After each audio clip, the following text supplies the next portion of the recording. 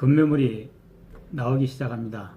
주변에 아파트가 한 5천여 세대 있는데요. 그러다 보니까 물건이 씨가 마를 때도 있었습니다. 작년에 아주 하반기 때는 물건이 전혀 없는 경우도 있었고, 있다 하더라도 되게 큰 금액으로 내놓기 때문에 사실상 시장에서는 물건이 없는 거나 마찬가지든 그런 때가 있었는데, 불과 그것이 1년도 안 되었는데 이제 급매물이 나오기 시작합니다. 아파트 입주 3년차에 200여 세대의 아파트 단지에 매도인이 내놓은 물건입니다. 광고도 하지 말고 팔아달라는 가격이 7억 6천만 원입니다. 이 가격이 왜 급매물이냐, 그것을 한번 살펴보겠습니다. 작년에 국토국 실거래가를 살펴보면 이렇습니다. 34평형 아파트 기준으로 2018년 1월 7억에서 7억 1천에 거래되었고, 2월은 7억 7천에서 8억 3천, 그리고 3월에서 4월은 8억 1천에서 8억 4천에 거래되었으며, 5월에서 7월은 8억에서 8억 5천, 그러니까 그렇게 별 차이가 안 났습니다.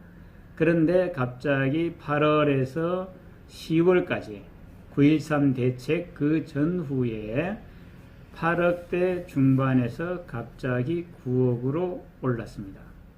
그리고는 지금까지 매매가 없다가 결국 작년에 이 아파트의 경우 7억에서 9억으로 1년 사이에 2억이 오른 경우인데, 지금 현재 저층이긴 하지만 7억 6천이 나왔으니 한 1억 정도 밑으로 내려온 것이라고 보겠습니다.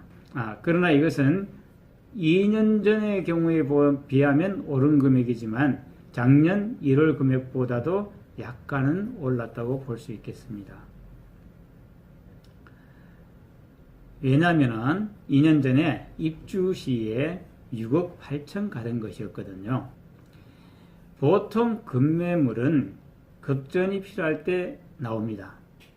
그래서 빨리 팔아달라는 내용으로 나오기 때문에 심한 경우에는 나오자마자 소진되는 경우도 없잖아 있는데, 지금 시장 상황을 봐서는 이 가격에 과연 급히 빨리 팔릴 것인가, 그런 의문점이 드는 그런 시기이기도 합니다. 자, 다음에 이제 얼마 전에 다른 급매물을 한번 보는데, 이것은 급매물 성격이라고 볼 수 있지 사실상은 급매물로 가격이 딱 책정돼서 나온 것은 아닙니다. 이 경우의 아파트도 앞서 보인 그 아파트의 경우처럼 입주 2년 차로 세대수는 500여 세대가 되는 그런 아파트 단지의 물건입니다. 실거래가 기준 내에서 아파트의 가격을 한번 살펴보면 34평형 아파트 기준으로 2018년 1월에 8억 2천에서 8억 6천 사이에 거래되었고요. 2월에는 조금 더 올라서 8억 8천만 원에서 9억 3천만 원에 거래되었습니다. 3월, 4월, 5월은 여기에서도 조금 더 오른 9억 5천 2백만 원에서 9억 6천만 원에 거래되었고, 6월, 7월은 8억 5천만 원에서 9억 7천만 원에 거래가 되었습니다. 그러니까 3월 달에서 7월 달은 그렇게 큰 변동이 없다가 9.13 대책 나오기 직전인 8월에서 9월 사이에 9억 9천에서 10억 9천으로 껑충 뛰었습니다. 그 다음에 10월에는 11억 9천5백만 원으로 최고의 피크를 찍은 다음에 11월에는 10억 1천만 원으로 2억 내린 급매물이 거래된 것을 볼 수가 있습니다. 이 아파트에 급전세 매매의 물건이 나왔는데, 전세대출 받은 세입자가 사채에 얽혀서 5억 5천만 원 전세 중에 전세자금 대출을 이미 3억 6천만 원을 받은 다음에 개인 사채를 2억 7천만 원에 써서 이것이 임대인에게 제3채무자 통보라는 내용 증명이 날아오게 된 것입니다. 세입자가 기한 만료 전에 나가려고 하는 이유는 이자와 사채 때문으로 보이며, 사채업자는 세입자가 전세 대출을 받은 것을 모르고 있을 수도 있습니다. 문제는 임대인이 이 집을 딸 앞으로 샀는데, 이것은 아마 1가구 1주택 양도소득세 때문이겠죠. 임대인은 미혼인 어린 딸 명의로 집을 산 것이 부담스러워서 매매를 하려고 하지만 지금 시장에서는 그마저 쉽지가 않습니다.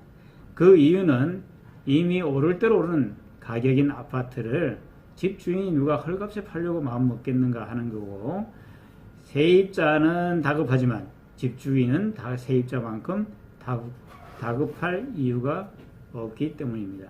작년에 한 달에 1억씩 오르고 또 한 달에 2억이 내리는 그런 널뛰기 시장에서 집주인이 가격을 마음먹기라는 것은 쉽지가 않다는 것이죠. 그래서 이 물건은 시장에서 쉽게 매매되기도 어려운 설정이고, 기한이 아직도 1년에 남은 기한 전이기 때문에 집주인은 전세 가격을 내려주기도 억울하고, 이래저래 세입자와 집주인의 갈등의 골은 깊어만 갈 뿐입니다. 이것이 끝까지 가게 된다면 결국은 언젠가는 이 돈을 청산을 해야 될 텐데, 그 시점에 가서 집주인과 세입자는 결국은 얼굴을 붉힐 수밖에 없는 그런 경우가 될 수도 있습니다. 이상으로 급매물, 어떤 물건인지를 소개하면서 오늘 마칩니다. 감사합니다. 이 내용이 도움이 되었다면 구독과 좋아요 꼭 부탁드립니다.